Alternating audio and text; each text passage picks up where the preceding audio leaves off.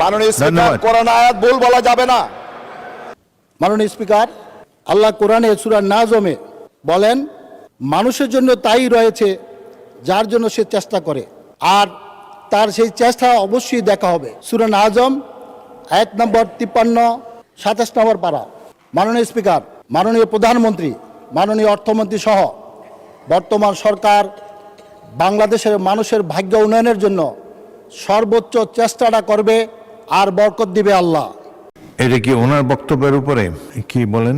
মাননীয় স্পিকার, আমাদের সম্মানিত হুইপ নুরুদ্দিন আহমেদ অপু বলেছেন সূরা নাজমের 53 নম্বর আয়াতে যেই কথাটি বলেছেন বিষয়টি এমন নয়।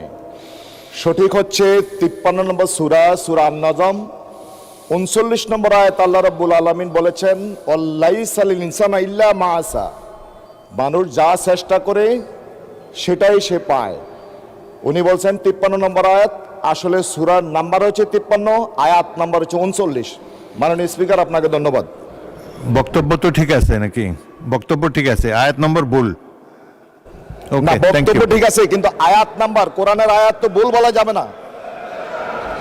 মাননীয় স্পিকার, ধন্যবাদ। কোরআন আয়াত ভুল বলা যাবে না। আপনার মাধ্যমে আমার ভাইকে ধন্যবাদ জানাচ্ছি, যে আমার মাননীয় স্পিকার আমার সংসদ সদস্য ভাইকে ধন্যবাদ জানাচ্ছি এই বলে যে সে আমাকে ভুলটা ধরিয়ে দিলেন। থ্যাংক ইউ আপনাকে। Chief whip.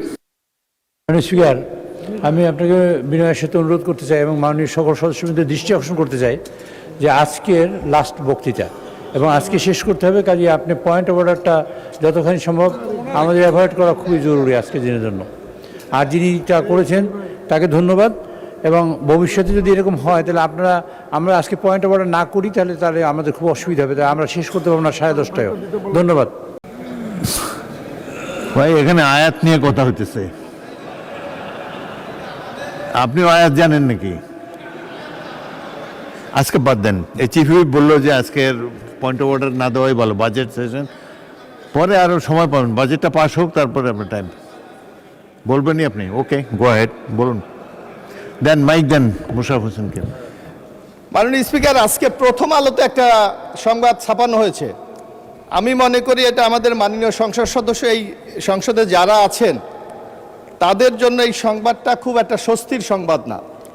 আমরা দেখেছি যে হতদরিদ্রদের জন্য আমাদের মাননীয় সংসদ সদস্যদেরকে একটা বরাদ্দ দেওয়া হয়, কিন্তু আমরা দেখেছি নড়াইল 2 আসনের সংসদ সদস্য